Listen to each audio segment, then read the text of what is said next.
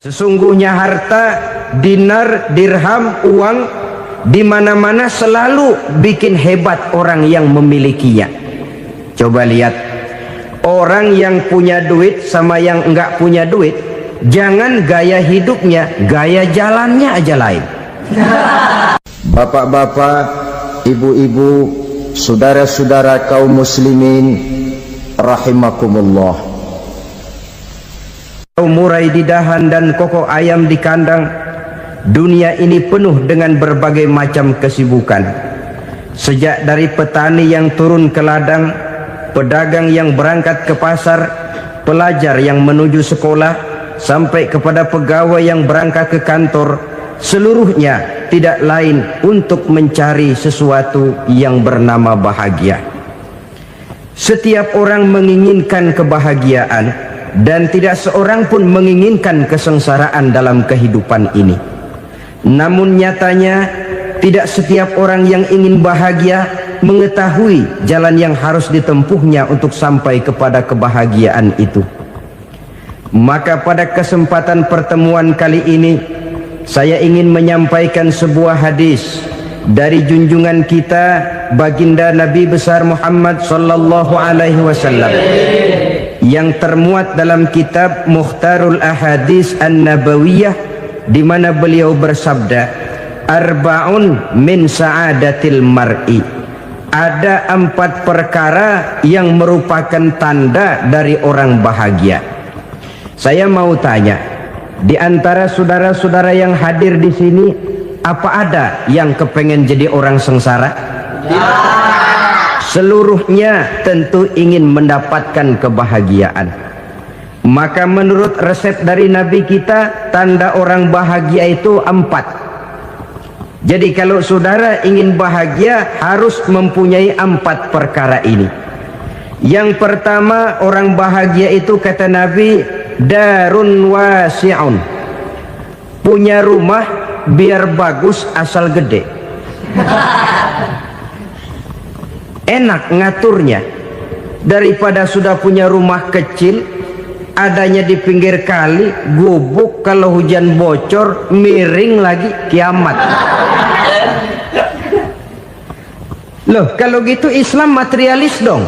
Hadis ini boleh diartikan dengan makna hakiki, arti yang sebenarnya, boleh diartikan dengan makna majazi, arti kiasan. Kalau dia diartikan dengan arti kias, maka yang dimaksud darun wasi'un ay qalbun wasi'un. Rumah yang luas tidak lain daripada hati yang lapang. Karena di situ kunci kebahagiaan yang sebenarnya. Walaupun kita cuma tinggal di petak berukuran 2 kali 3 meter, kalau hati kita luas-luas rasanya rumah itu. Tapi biar rumah kita halamannya saja puluhan ribu hektar, ada kolam renangnya, kamar tidurnya tidak lagi terhitung. Kalau hati yang menempati rumah itu sempit, maka akan terasa sempit jugalah rumah itu. Tempat bergantungnya tidak lain adalah hati. Marilah kita mencoba melihat berbagai pandangan orang tentang bahagia ini. Ada orang menyangka bahwa bahagia itu kalau dia mendapatkan harta yang sebanyak-banyaknya. Siapa yang banyak harta, dialah raja. Apa yang dia mau, seluruhnya bisa dibeli. Keamanannya, dia bisa menyewa petugas. Seluruh fasilitas untuk menyenangkan kehidupannya bisa dibeli.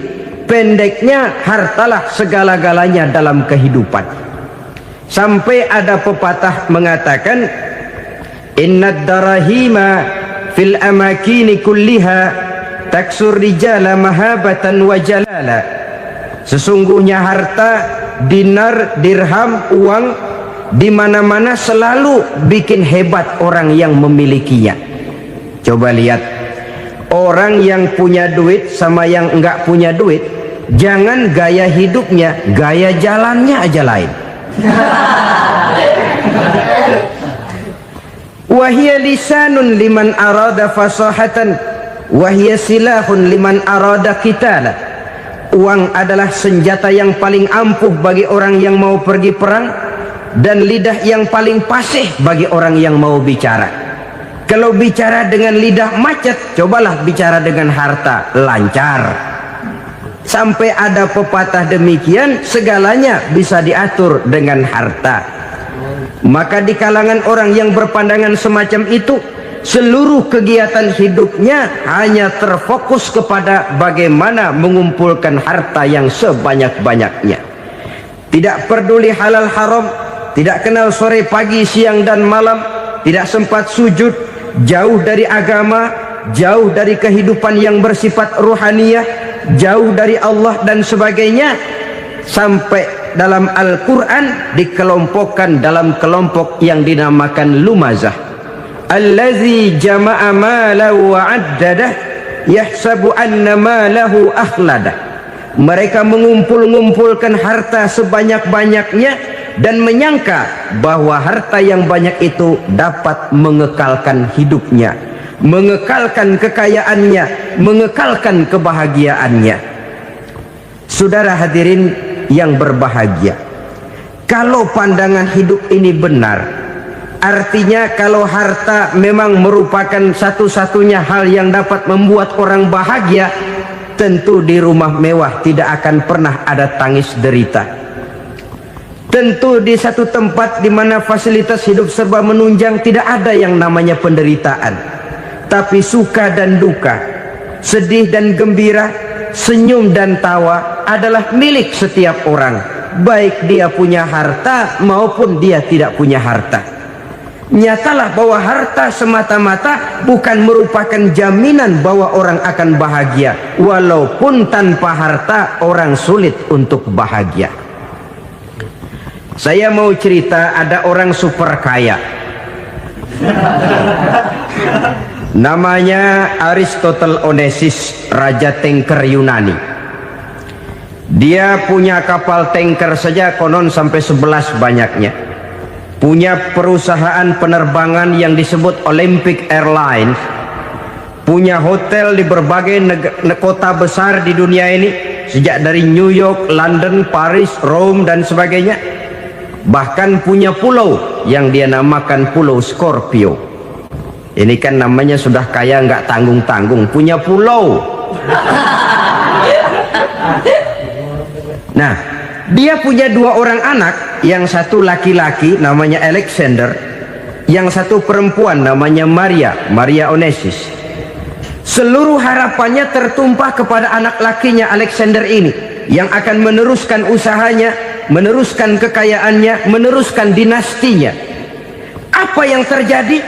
Ternyata anak yang dia harapkan yang bernama Alexander ini mati muda dalam kecelakaan pada waktu dia olahraga. Apa olahraganya? Namanya olahraga anak orang kaya, golongan jet set. Olahraganya olahraga pesawat terbang. Jatuh, ya nggak kapungut, habis mati. Tinggal satu anak perempuannya, Maria Onesius. Tapi anak perempuan ini juga malah urakan. Terakhir dia pacaran, bahkan kemudian kawin sama orang Rusia. Rupanya Aristotle Onesius ini broken. Kekayaannya yang berlimpah ruah, perusahaannya yang begitu banyak, siapa yang akan meneruskan? Siapa yang akan menggantikan? Sampai kemudian dia mengurung diri di Pulau Scorpio dan mati di sana secara mengenaskan. Seorang multi jutawan, seorang yang super kaya, mati menyendiri di pulau sepi. Ibarat kata pepatah, anak ayam mati di lumbung. Bukan kekurangan makanan, keurugan makanan. Begitu kehidupan Aristotle Onesius. Dan banyak orang-orang yang sudah demikian kaya sampai dibingungkan oleh kekayaannya sendiri. Telusurilah kehidupan David Rockefeller misalnya, Henry Ford misalnya, Adnan Khashoggi misalnya. Multi jutawan yang kadang-kadang dibuat keder oleh kekayaannya sendiri. Pantas ketika Imam Ali ditawarkan orang, "Ya Ali, kalau kepadamu disuruh pilih ilmu atau harta, kau pilih mana?" Ya jelas pilih ilmu dong. Kenapa? Pertama, ilmu kalau kita berikan kepada orang lain tambah. Tapi harta kalau kita berikan kepada orang lain kurang. Saudara punya uang 10.000, dibagi orang 5.000, jelas uang saudara berkurang. Tapi saudara punya ilmu, diberikan kepada orang lain bisa, saudara pun makin mantep. Tidak lantas jadi bodoh karena ngajarin orang. Saudara bisa Fatihah lalu mengajarkan orang Fatihah, orang bisa, saudara pun makin hafal. Tidak lantas setelah diajarin orang ilmunya hilang. Begitu datang dia minta orang, tolong ajarin saya Fatihah, udah habis, nggak ada.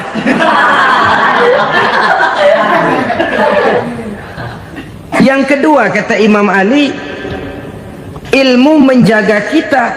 Kalau harta kita yang harus jaga. Makin banyak ilmu makin terpelihara diri seharusnya. Tetapi makin banyak harta makin bingung kita jaganya. Sampai kadang-kadang kalau perlu seluruh keliling rumah dipasangi alarm. Belum cukup disewakan anjing besar-besar, pasang di depan pintu, awas anjing galak. Masih belum cukup juga, cari centeng tukang-tukang kepruk jaga rumah. Masih terasa belum aman, padahal rumahnya dikelilingi tembok besar. Di balik tembok ada pintu-pintunya tebal. Di balik pintu itu terbuka masuk kamar, kamar pun ada pintunya, pintunya pun kuat. Masuk ke dalam kamar ada lemari, lemarinya pun pintunya kuat, dikunci, kuncinya pun kuat. Tapi terhadap seluruhnya yang timbul cuma sekedar was-was saja. Kesimpulannya sekali lagi, tanpa harta orang memang sulit untuk bahagia.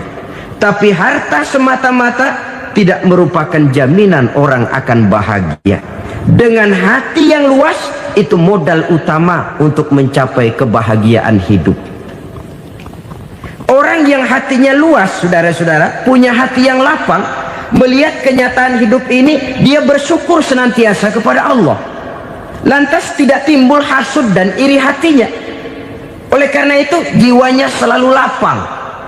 Kalau tidak, cupik hati namanya, dangkal pandangan, tidak senang melihat orang lain dapat nikmat, dan itu sering dijadikan contoh.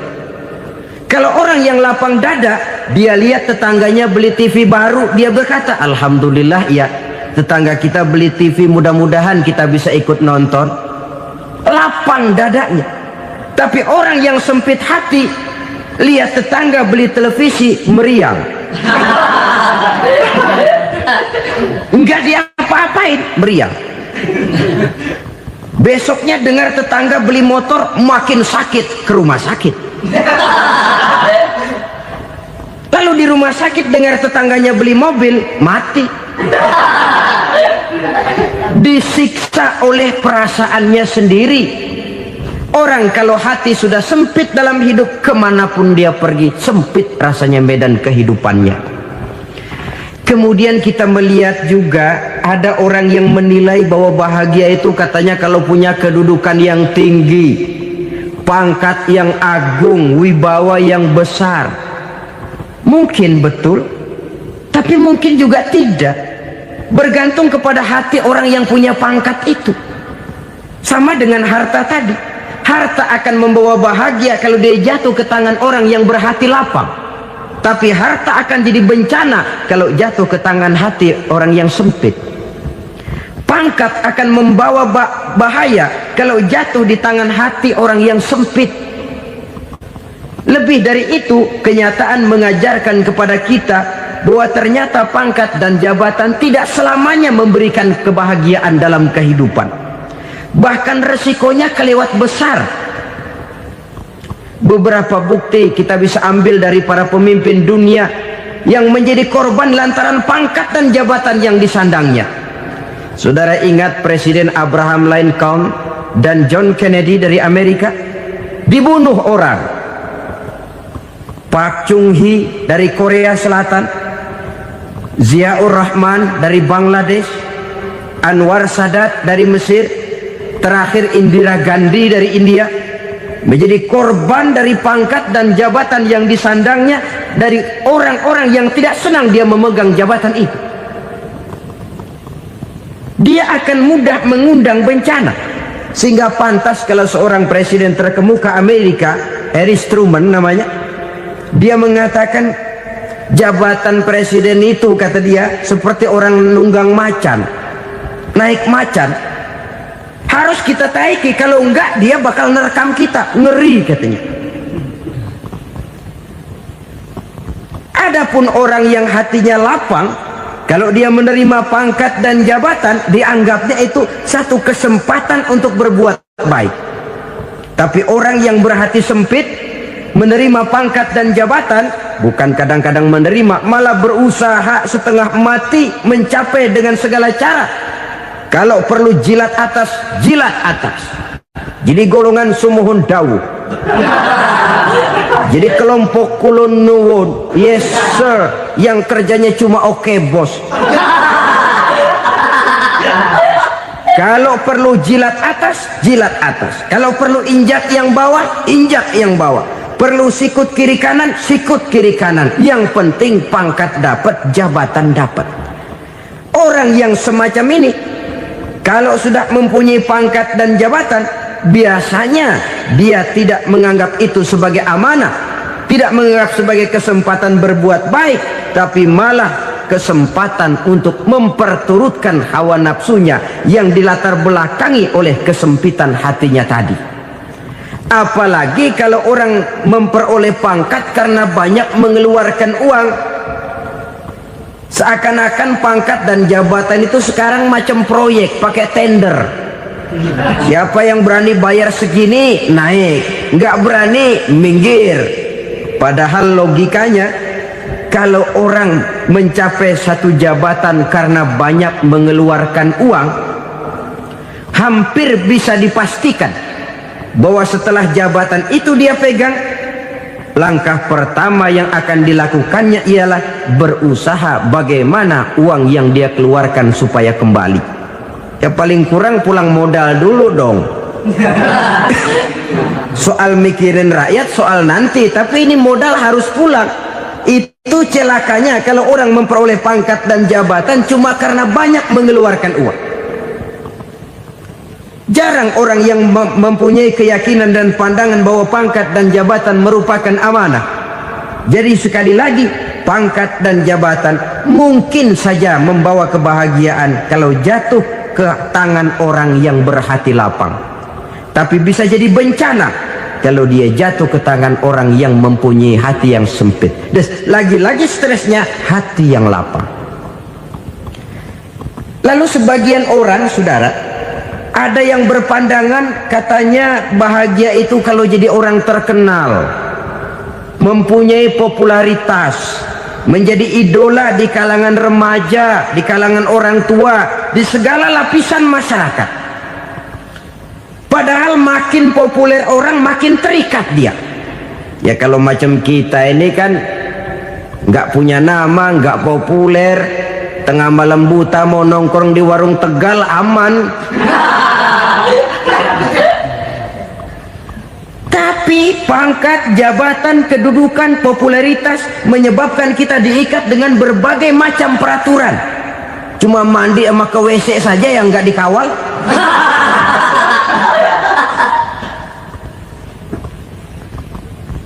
Benarkah popularitas, ketenaran membawa kebahagiaan? Mungkin, ya, tapi mungkin juga tidak. Kenapa? Banyak orang-orang populer yang mengakhiri hidupnya secara tragis. Kita ambil beberapa nama. Di Amerika tahun 60-an ada bintang seksi paling terkenal yang dijuluki seks bom. Bom seks. Sampai sekarang jadi legenda, namanya Marilyn Monroe. Singkatan doublenya itu inisialnya MM, Marilyn Monroe. Terkenal, top, sampai dia mati tahun 62. Namanya sekarang masih saja dibicarakan orang. Kenapa dia bunuh diri? Tidak punya hartakah dia? Banyak. Kurang populerkah dia? Seluruh dunia mengenalnya. Sejak rakyat kecil sampai pejabat tinggi dia punya hubungan. Kenapa? Jenuh. Dia terlahir dalam keadaan yatim. Setelah itu tidak lama dia berangkat remaja, ibunya meninggal. pindah dari wanita asuh ke wanita asuh sampai 12 orang ibu angkatnya. Dan kekecewaan yang paling parah, setiap laki-laki yang dekat dengannya hanya seperti kapal berlabuh, datang dan pergi silih berganti, padahal dia merindukan seseorang yang bisa melindungi hidupnya. Dia rindukan itu dan dia tidak pernah menemukan. Itu yang akhirnya menyebabkan dia minum pil tidur kelewat dosis, minum obat tidur kebanyakan, ya tidur terus sampai sekarang.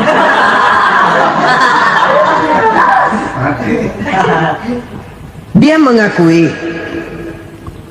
saya telah memiliki ketenaran, tapi saya tidak pernah hidup dalam ketenaran itu. Saya pandai main sandiwara, tapi saya ingin hidup dalam alam yang real sebagaimana umumnya orang. Itu yang dia rindukan. Menyusul jejak yang namanya Marilyn Monroe ini, Billie Holiday, saudara kenal tentu, di rumah sakit dirawat. Dia juga minum obat overdosis, mati lagi. Jimi Hendrix minum obat tidur overdosis kelewat batas, mati lagi. Lalu yang menghanyutkan diri di danau, Janis Joplin dan Brian Jones. Ini orang-orang populer, orang-orang terkemuka yang mengakhiri hidup secara tragis, bukan karena tidak terkenal, mungkin karena sudah saking terkenalnya. Contoh paling belakangan, Bruce Lee. Wah, ini tukang-tukang kepruk tentu kenal siapa dia.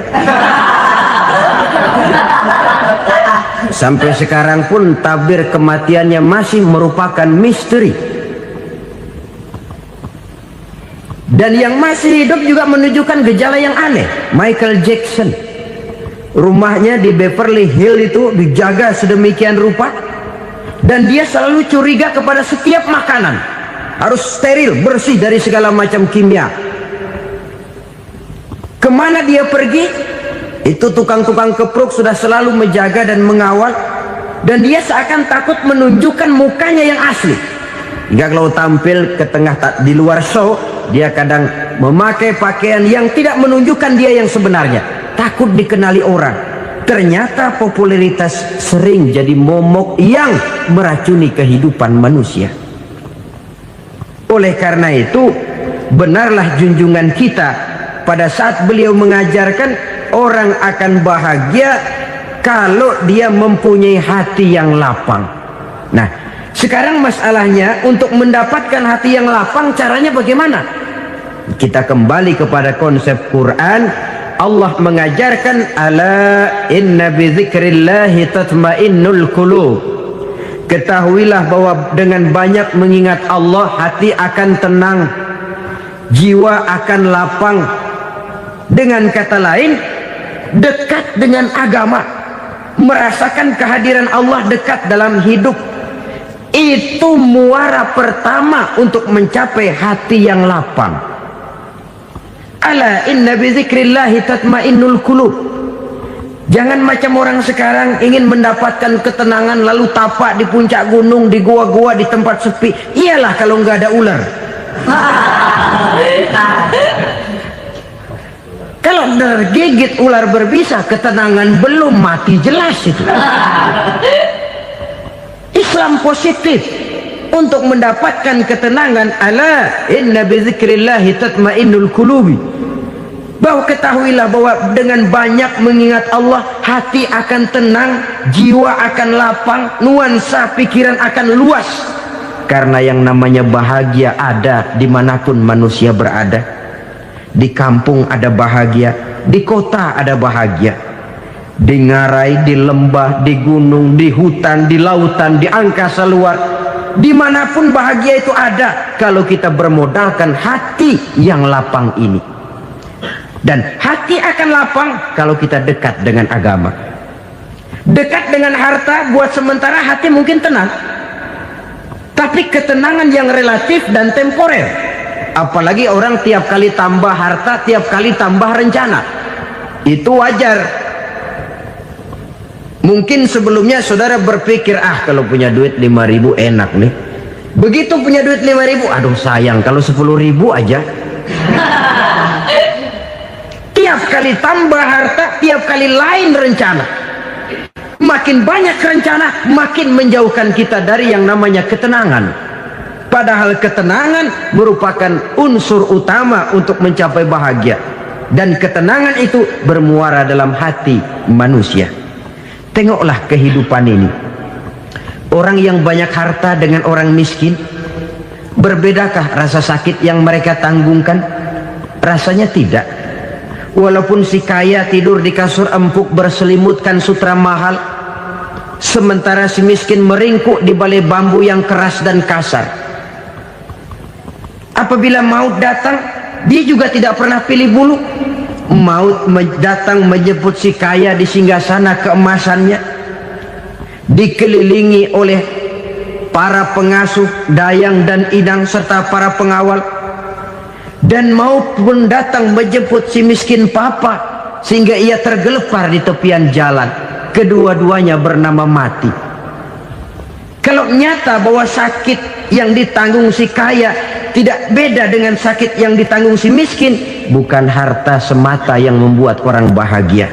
Hati yang tenang, jiwa yang lapang penuh kedamaian karena banyak berzikir dan mengingat Allah, itu merupakan modal utama untuk mencapai sesuatu yang bernama bahagia.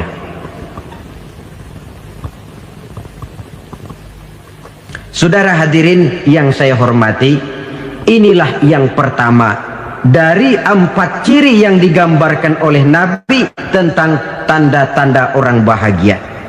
Dan harus berangkat dari yang pertama ini, hati yang lapang. Ini yang harus kita miliki lebih dahulu. Baru nanti akan menyusul kepada poin yang ketiga, kedua, dan selanjutnya. Sebab kalau hati sudah terisi dengan jiwa yang lapang, seluruh persoalan insya Allah akan bisa kita atasi dengan sebagaimana mestinya. Yang kedua sekarang, tanda orang bahagia menurut baginda Nabi, markabun syariah. Orang bahagia itu, kata beliau, punya kendaraan biar cepat asal lancar. Artinya kemana dia mau pergi mudah. Apa maksud hadis ini? Kalau kita kaji lebih dalam, kendaraan itu kan alat transportasi. Transportasi tidak lain adalah usaha memudahkan komunikasi.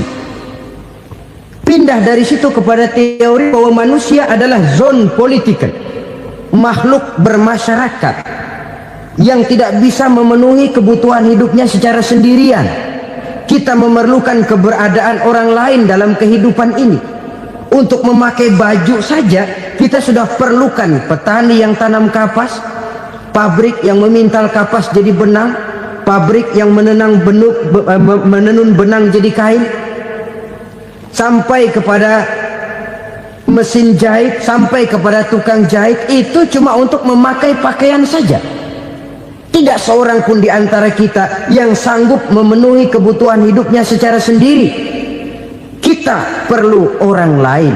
Maka kebebasan dalam arti mutlak, kebebasan tanpa batas, itu tidak mungkin ada dalam kehidupan. Karena kita mengadakan yang disebut interaksi sosial. Setiap kegiatan kita tentu melibatkan orang lain. Menurut kita barangkali kita bebas jalan di jalan raya semaunya, tapi orang lain berkendaraan pun merasa bahwa ini ada juga jalan haknya, dan begitu selanjutnya. Oleh karena itu, maksud dari kendaraan yang cepat ini adalah khulata'uhu ma'as solihin. Lingkungan pergaulannya terdiri dari orang-orang soleh. Pergaulannya luas. Kemana dia pergi ada temannya. Kesulitannya ada tempat dia cerita. Dan kesulitan kalau sudah diceritakan kepada orang lain, taruh kata orang itu tidak bisa menolong, namun menceritakannya kepada orang yang kita percayai, kan paling kurang sudah mengurangi beban jiwa, mengurangi tanggungan batin, merasa masih ada tempat kita cerita. Maka lebih baik orang awam yang mau bergaul ketimbang orang setengah alim tapi ngunci pintu. Sebab nantinya akan timbul sikap picik, cupik pandangan, dan tidak luas menghadapi kenyataan dalam kehidupan ini. Namun yang harus kita garis bawahi, pergaulan memang mesti luas, namun jangan sekali-kali lupa bahwa pergaulan sangat besar pengaruhnya dalam ikut membentuk kepribadian manusia. Sehari-hari bisa kita bilang, kalau kita dekat sama tukang minyak wangi, sekalipun nggak dibagi minyaknya, baunya tentu dapat. Betul? Tapi dekat sama tukang elas, walaupun nggak kena apinya, asapnya mesti kena. Kalau Syauqi mengatakan lebih jelas lagi, man asyaral asyrafa asa musyarrafan wa muasyiral anzali ghairu musyarrafin. Awalam taral jildal hakira muqabbalan bisagri lamma sara jildal mushaf. Siapa yang bergaul dengan orang mulia, dia bakal ikut menjadi mulia. Tapi siapa yang berteman dengan orang hina, dia tidak bakal ikut menjadi mulia. Tidakkah kau lihat, kata Syauqi, kulit kambing yang hina pun dicium orang ketika menjadi kantong Quran. Kulit kambing hina, kalau dia sendirian gak ada yang mau cium. Tapi begitu dia bergaul dengan Quran, menjadi kantong Quran, dipakein minyak wangi, ditaruh di tempat yang tinggi, mau diambil dicium dulu, dibawa dengan penuh hormat dan hati-hati. Kulit kambing yang hina lantaran berteman dengan Quran, numpang mujur. Tapi coba lihat kalau kulit kambing berteman dengan kayu, jadi beduk, habis. Zohor dikemplang, asar dipukul. Itu pun sedikit saja, cuma salah milih teman. Yang temennya Quran dihormati orang, yang temennya kayu lantaran jadi beduk, gelap-gelap subuh orang udah kemplangi.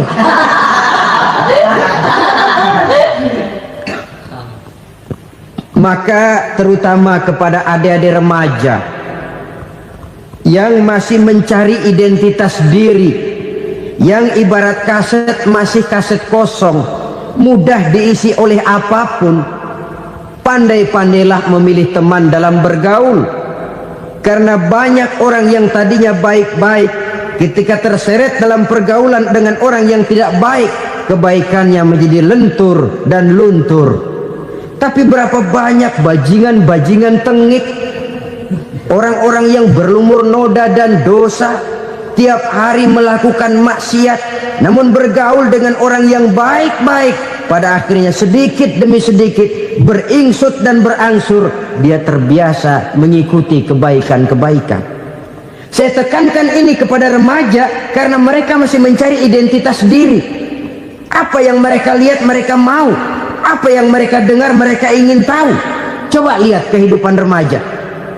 Pulang nonton film Rambo, pengen jadi Rambo, gagah, maunya belekai melulu. Pulang nonton film Superman, pengen bisa terbang. Pulang nonton India, nyanyi melulu. Wajar, mereka masih mencari identitas diri. Saya ini sebenarnya siapa? Lingkungan, pergaulan akan membentuk itu. Karena itu pandai-pandailah bergaul, karena ia sangat besar pengaruhnya dalam ikut membentuk kepribadian manusia. Apalagi sifat yang jelek lebih cepat menularnya ketimbang sifat yang baik. Sifat yang baik, watak yang soleh itu lambat sekali untuk menular. Tapi yang tidak baik, kan prosesnya mah kalau remaja biasanya mula-mula dengar. Karena dengar lalu pengen tahu. Karena pengen tahu lalu ngeliatin. Begitu ngeliatin kan pengen nyobain. Setelah nyobain ketagihan. Nah, ini prosesnya. Yang namanya ganja, morfin, narkotik, awalnya kan begitu.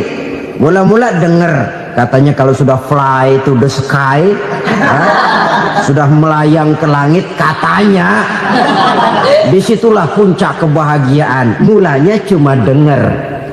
Karena denger pengen tahu. Karena pengen tahu lalu ngeliat, kumpul sama orang yang suka ngeganja. Setelah ngeliat, nah pengen ngerasain. Begitu ngerasain enak juga, ketagihan. Kalau sudah ketagihan jadi penyakit kronis, bisa merembet kepada yang lain. Iya, kalau orang tuanya mampu untuk beli morfin, beli ganja. Kalau tidak kan pikirannya ngayap, jemuran siapa ya gue sabet. timbullah perbuatan-perbuatan negatif yang bermula dari salah pergaulan. Apalagi buat adik-adik remaja yang tinggal di kota-kota besar, yang pengaruh budaya, pengaruh kesenian, pengaruh struktur kehidupan yang nampak makin individualistis, di mana persaingan tajam, tensi ekonomi tinggi, orang mudah mengalami stres. Pandai-pandailah dalam bergaul, sekali lagi, karena ia sangat besar pengaruhnya dalam ikut membentuk kepribadian manusia. Orang bahagia punya kendaraan yang cepat, artinya punya pergaulan yang luas, dan lingkungan pergaulannya terdiri dari orang-orang yang soleh. Kemana dia pergi ada teman, kesulitannya ada tempat dia cerita. Tapi kalau sudah menyendiri, hidup sendiri, kesulitan dipikiri sendiri, bisa mati belum waktunya. Tidak ada tempat berbagi rasa, tidak ada tempat bercerita, tidak ada tempat mengurangi beban dalam kehidupan. Pantas betul kalau Islam sangat menggalakkan dan menganjurkan orang kalau sudah sampai waktunya itu untuk melangsungkan nikah. Kata Nabi, ya ma'syaras syabab man istata'a minkumul ba'at falyatazawwaj. Hai para pemuda, kalau sudah mampu memberi nafkah, kawinlah, nikahlah kamu. Kenapa? Sudah ada teman hidup, tempat berbagi rasa. Kesulitan kalau ada tempat cerita akan lebih ringan ketimbang kita telan sendiri, walaupun bobot kesulitannya sama beratnya. Saudara-saudara kaum muslimin rahimakumullah, inilah ciri yang kedua, punya kendaraan biar cepat asal lancar. Kemana kita mau pergi gampang. Dengan kata lain, setelah hati yang luas, pergaulan yang luas. Dua. Yang ketiga sekarang, tanda orang bahagia itu menurut Nabi, misbahun mudhi'un, punya lampu yang terang. Oh, itu enggak problem. Sekarang sudah zamannya listrik masuk desa, Pak. Lampu sudah terang semua. Betul, kalau itu yang dimaksud. Tapi tidak cuma itu. Karena lampu yang dimaksud di sini, lampu yang akan menerangi seluruh perjalanan hidup.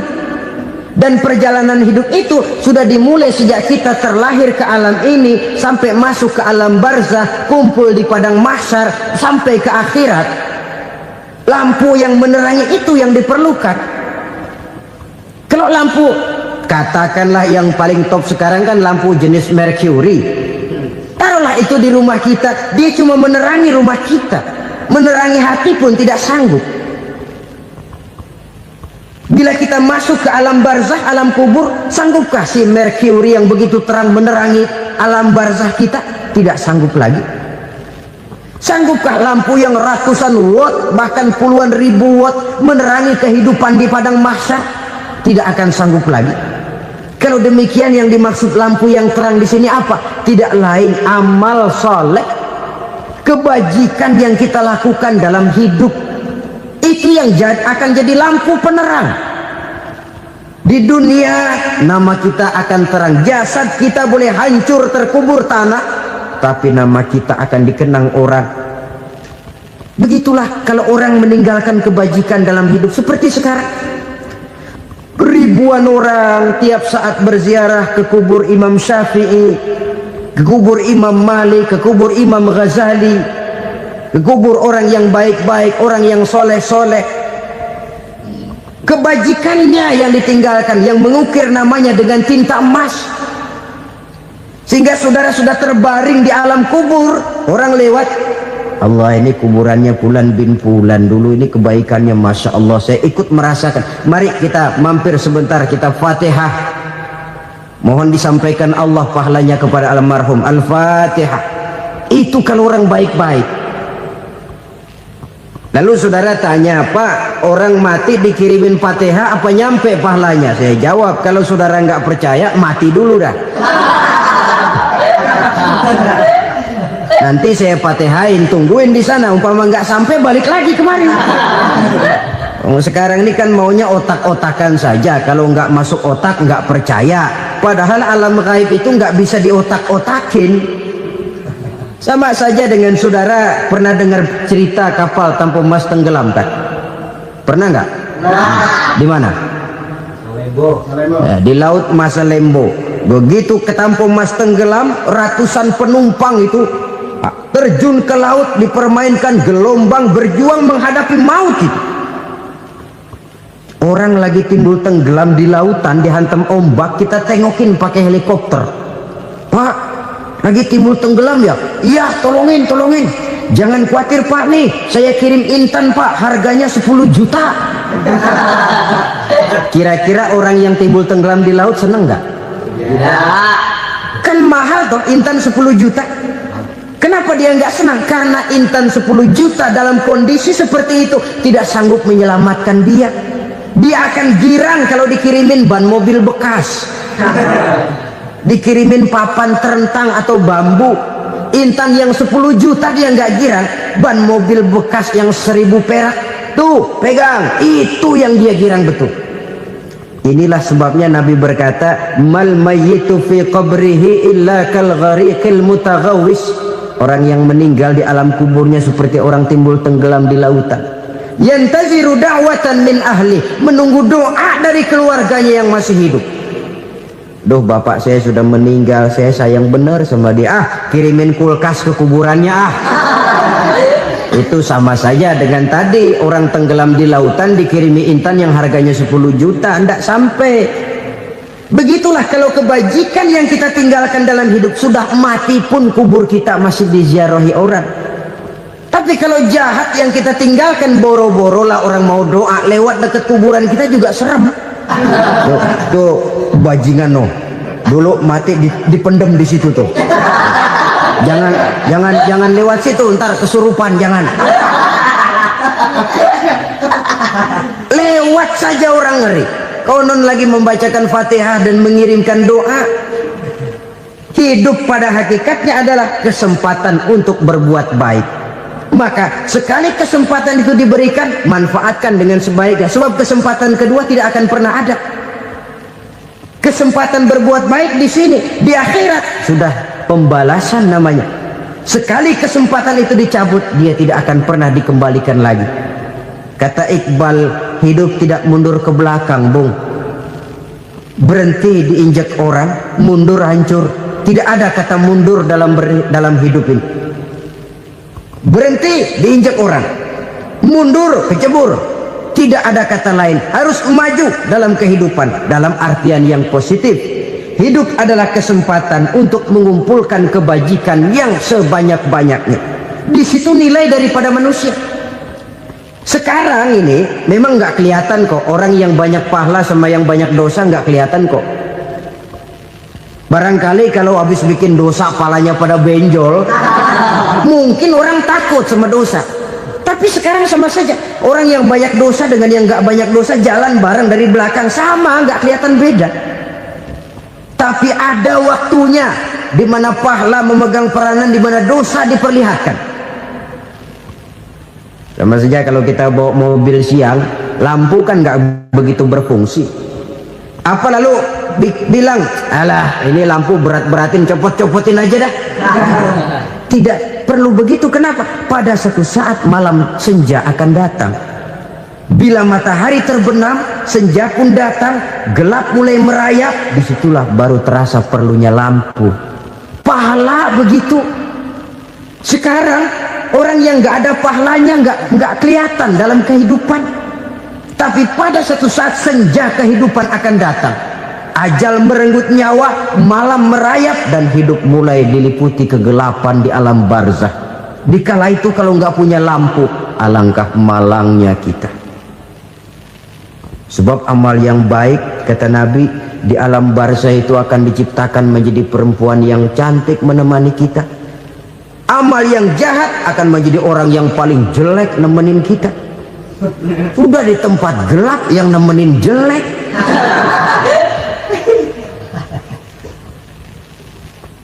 Kaum muslimin rahimakumullah. Kalau demikian masalahnya, tergantunglah kita pandai memanfaatkan waktu. Al-waktu kasayf, waktu itu cepat sekali. Yang namanya waktu itu tahu-tahu. Tahu-tahu udah tahun 87. Tahu-tahu udah begitu. Tahu-tahu Yang kemarin anak-anak, sekarang udah pada punya anak. Tahu-tahu saja itu. Begitu cepat waktu berlalu. Kalau tidaklah pandai kita memanfaatkannya, akan rugi kita. Nabi bersabda, "Man kana yaumuhu khairun min amsihi fahuwa rabih." Barang siapa yang hari ini lebih baik daripada hari kemarin, itu orang untung. Hari ini lebih baik daripada kemarin. Bulan ini lebih baik dari bulan kemarin. Tahun ini lebih baik dari tahun kemarin. Itu orang yang beruntung.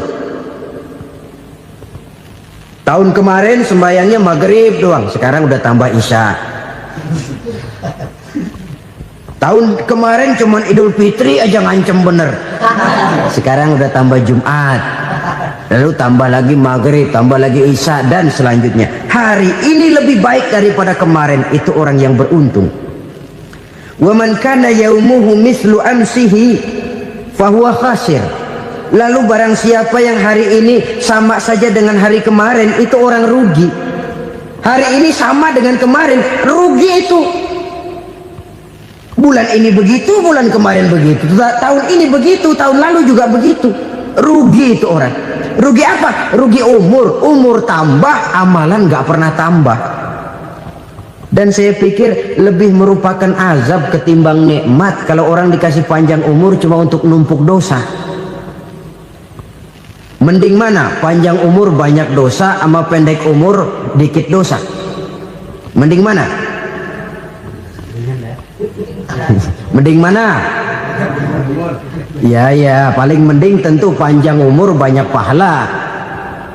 Tapi kalau tidak, sekali lagi, lebih merupakan azab ketimbang nikmat kalau orang diberikan panjang umur tapi cuma untuk sekedar menumpuk dosa. Kehilangan kesadaran bahwa dunia bukan terminal akhir dari satu perjalanan.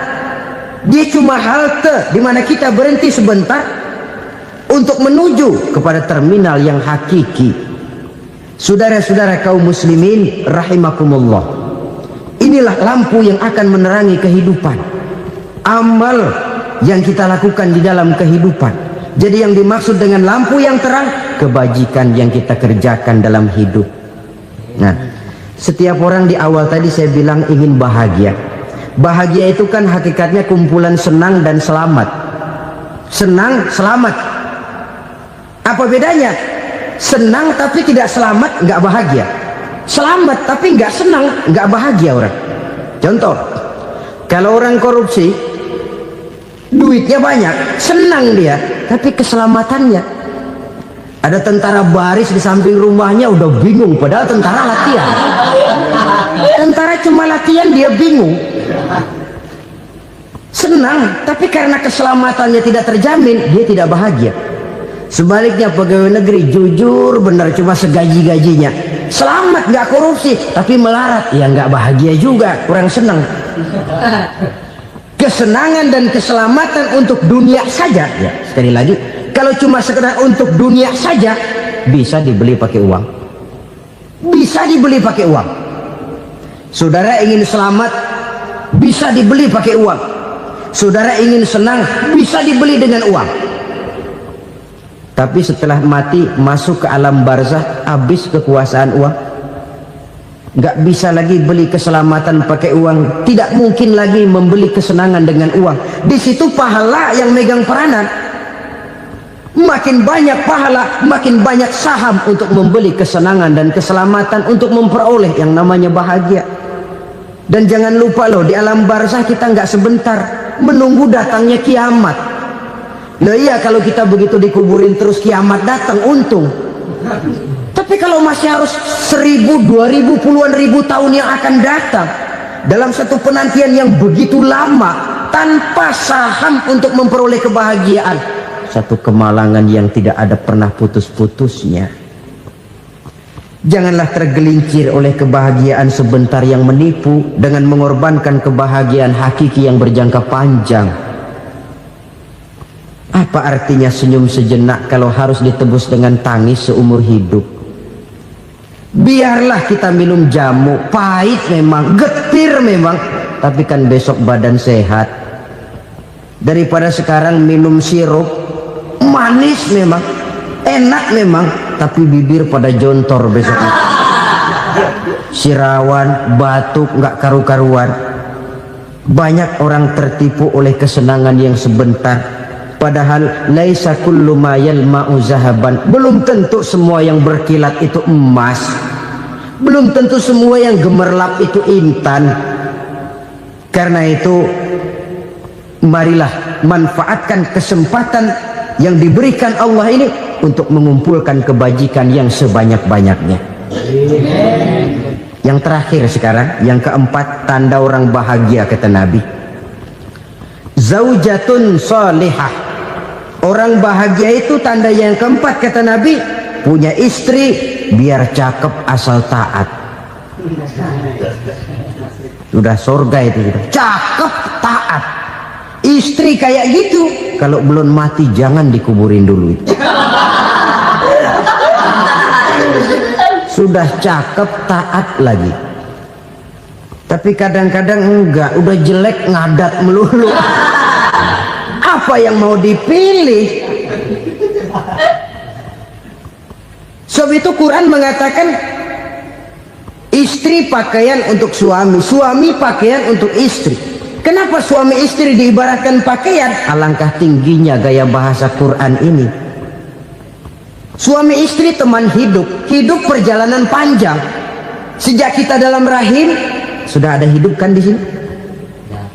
Sampai ke alam dunia, masuk ke alam barzah, kumpul di padang mahsyar, sampai menuju akhirat, itu perjalanan hidup.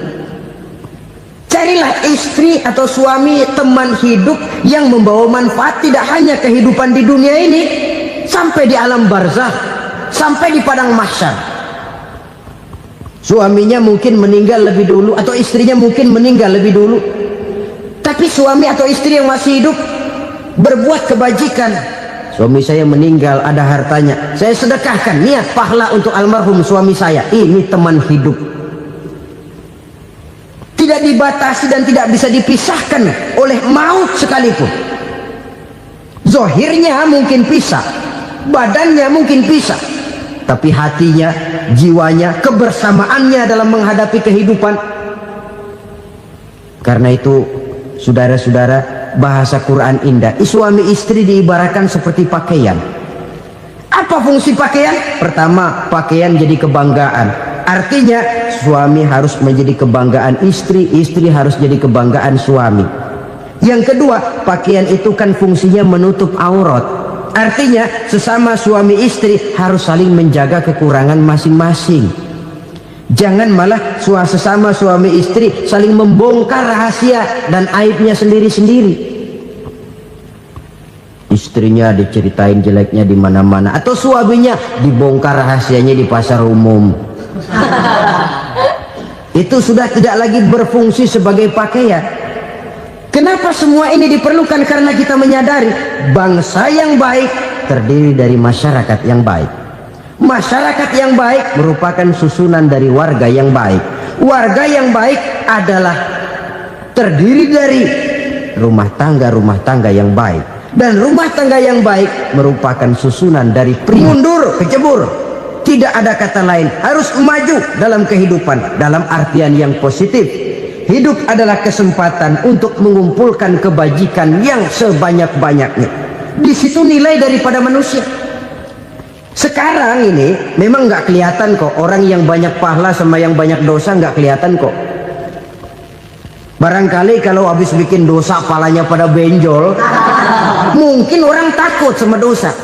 Tapi sekarang sama saja, orang yang banyak dosa dengan yang nggak banyak dosa jalan bareng dari belakang, sama, nggak kelihatan beda.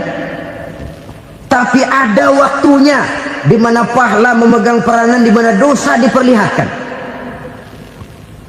Sama saja kalau kita bawa mobil siang, lampu kan nggak begitu berfungsi. Apa lalu bilang, alah ini lampu berat-beratin, copot-copotin aja dah. Tidak perlu begitu. Kenapa? Pada satu saat malam senja akan datang. Bila matahari terbenam, senja pun datang, gelap mulai merayap, disitulah baru terasa perlunya lampu. Pahala begitu.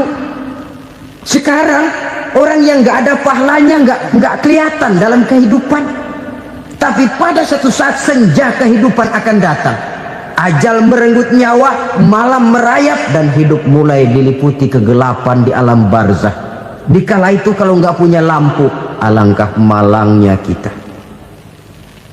Sebab amal yang baik, kata Nabi, di alam barzah itu akan diciptakan menjadi perempuan yang cantik menemani kita. Amal yang jahat akan menjadi orang yang paling jelek nemenin kita. Udah di tempat gelap yang nemenin jelek.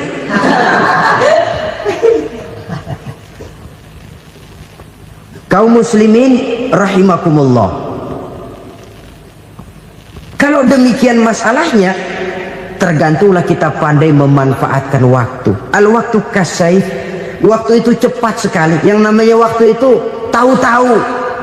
Tahu-tahu udah tahun 87. Tahu-tahu udah begitu. Tahu-tahu yang kemarin anak-anak, sekarang udah pada punya anak. Tahu-tahu saja itu. Begitu cepat waktu berlalu. Kalau tidaklah pandai kita memanfaatkannya, akan rugi kita. Nabi bersabda, "Man kana yaumuhu khairun min amsihi fahuwa rabih." Barang siapa yang hari ini lebih baik daripada hari kemarin, itu orang untung. Hari ini lebih baik daripada kemarin. Bulan ini lebih baik dari bulan kemarin. Tahun ini lebih baik dari tahun kemarin. Itu orang yang beruntung. Tahun kemarin sembahyangnya maghrib doang, sekarang udah tambah isya. Tahun kemarin cuman Idul Fitri aja ngancem bener, sekarang udah tambah Jumat, lalu tambah lagi maghrib, tambah lagi isya, dan selanjutnya. Hari ini lebih baik daripada kemarin, itu orang yang beruntung. Wa man kana yaumuhu mislu amsihi fahuwa khasir. Lalu barang siapa yang hari ini sama saja dengan hari kemarin, itu orang rugi. Hari ini sama dengan kemarin, rugi itu. Bulan ini begitu, bulan kemarin begitu, tahun ini begitu, tahun lalu juga begitu. Rugi itu orang. Rugi apa? Rugi umur. Umur tambah, amalan nggak pernah tambah. Dan saya pikir lebih merupakan azab ketimbang nikmat kalau orang dikasih panjang umur cuma untuk numpuk dosa. Mending mana? Panjang umur banyak dosa sama pendek umur dikit dosa? Mending mana? Mending mana? Ya, paling mending tentu panjang umur banyak pahala. Tapi kalau tidak, sekali lagi, lebih merupakan azab ketimbang nikmat kalau orang diberikan panjang umur tapi cuma untuk sekedar menumpuk dosa. Kehilangan kesadaran bahwa dunia bukan terminal akhir dari satu perjalanan. Dia cuma halte di mana kita berhenti sebentar untuk menuju kepada terminal yang hakiki. Saudara-saudara kaum muslimin rahimakumullah. Inilah lampu yang akan menerangi kehidupan. Amal yang kita lakukan di dalam kehidupan. Jadi yang dimaksud dengan lampu yang terang, kebajikan yang kita kerjakan dalam hidup. Nah, setiap orang di awal tadi saya bilang ingin bahagia. Bahagia itu kan hakikatnya kumpulan senang dan selamat. Senang, selamat. Apa bedanya? Senang tapi tidak selamat, nggak bahagia. Selamat tapi nggak senang, nggak bahagia orang. Contoh, kalau orang korupsi, duitnya banyak, senang dia, tapi keselamatannya. Ada tentara baris di samping rumahnya udah bingung, padahal tentara latihan. Tentara cuma latihan, dia bingung. Senang, tapi karena keselamatannya tidak terjamin, dia tidak bahagia. Sebaliknya pegawai negeri jujur benar, cuma segaji-gajinya, selamat nggak korupsi, tapi melarat, ya nggak bahagia juga, kurang senang. Kesenangan dan keselamatan untuk dunia saja, ya sekali lagi, kalau cuma sekedar untuk dunia saja, bisa dibeli pakai uang. Bisa dibeli pakai uang. Saudara ingin selamat, bisa dibeli pakai uang. Saudara ingin senang, bisa dibeli dengan uang. Tapi setelah mati, masuk ke alam barzah, habis kekuasaan uang. Nggak bisa lagi beli keselamatan pakai uang. Tidak mungkin lagi membeli kesenangan dengan uang. Di situ pahala yang megang peranan. Makin banyak pahala, makin banyak saham untuk membeli kesenangan dan keselamatan, untuk memperoleh yang namanya bahagia. Dan jangan lupa loh, di alam barzah kita nggak sebentar, menunggu datangnya kiamat. Loh iya, kalau kita begitu dikuburin terus kiamat datang, untung. Tapi kalau masih harus 1000, 2000, puluhan ribu tahun yang akan datang, dalam satu penantian yang begitu lama, tanpa saham untuk memperoleh kebahagiaan, satu kemalangan yang tidak ada pernah putus-putusnya. Janganlah tergelincir oleh kebahagiaan sebentar yang menipu dengan mengorbankan kebahagiaan hakiki yang berjangka panjang. Apa artinya senyum sejenak kalau harus ditebus dengan tangis seumur hidup? Biarlah kita minum jamu, pahit memang, getir memang, tapi kan besok badan sehat. Daripada sekarang minum sirup, manis memang, enak memang, tapi bibir pada jontor besok. Sirawan, batuk, nggak karu-karuan. Banyak orang tertipu oleh kesenangan yang sebentar, padahal laisa kullu ma yalma'u zahaban. Belum tentu semua yang berkilat itu emas, belum tentu semua yang gemerlap itu intan. Karena itu marilah manfaatkan kesempatan yang diberikan Allah ini untuk mengumpulkan kebajikan yang sebanyak-banyaknya. Yang terakhir sekarang, yang keempat, tanda orang bahagia kata Nabi, zaujatun salihah. Orang bahagia itu tanda yang keempat kata Nabi, punya istri biar cakep asal taat. Sudah surga itu, sudah cakep taat. Istri kayak gitu, kalau belum mati jangan dikuburin dulu itu. Sudah cakep taat lagi, tapi kadang-kadang enggak, udah jelek ngadat melulu. Apa yang mau dipilih? Sebab itu Quran mengatakan istri pakaian untuk suami, suami pakaian untuk istri. Kenapa suami istri diibaratkan pakaian? Alangkah tingginya gaya bahasa Quran ini. Suami istri teman hidup, hidup perjalanan panjang. Sejak kita dalam rahim sudah ada hidup kan di sini. Sampai ke alam dunia, masuk ke alam barzah, kumpul di padang mahsyar, sampai menuju akhirat, itu perjalanan hidup. Carilah istri atau suami teman hidup yang membawa manfaat tidak hanya kehidupan di dunia ini, sampai di alam barzah, sampai di padang mahsyar. Suaminya mungkin meninggal lebih dulu, atau istrinya mungkin meninggal lebih dulu, tapi suami atau istri yang masih hidup berbuat kebajikan. Suami saya meninggal, ada hartanya, saya sedekahkan, niat pahala untuk almarhum suami saya. Ini teman hidup, tidak dibatasi dan tidak bisa dipisahkan oleh maut sekalipun. Zohirnya mungkin pisah, badannya mungkin pisah, tapi hatinya, jiwanya, kebersamaannya dalam menghadapi kehidupan. Karena itu saudara-saudara, bahasa Quran indah. Suami istri diibaratkan seperti pakaian. Apa fungsi pakaian? Pertama, pakaian jadi kebanggaan. Artinya suami harus menjadi kebanggaan istri, istri harus jadi kebanggaan suami. Yang kedua, pakaian itu kan fungsinya menutup aurat. Artinya sesama suami istri harus saling menjaga kekurangan masing-masing. Jangan malah sesama suami istri saling membongkar rahasia dan aibnya sendiri-sendiri. Istrinya diceritain jeleknya di mana-mana, atau suaminya dibongkar rahasianya di pasar umum. Itu sudah tidak lagi berfungsi sebagai pakaian. Kenapa semua ini diperlukan? Karena kita menyadari bangsa yang baik terdiri dari masyarakat yang baik.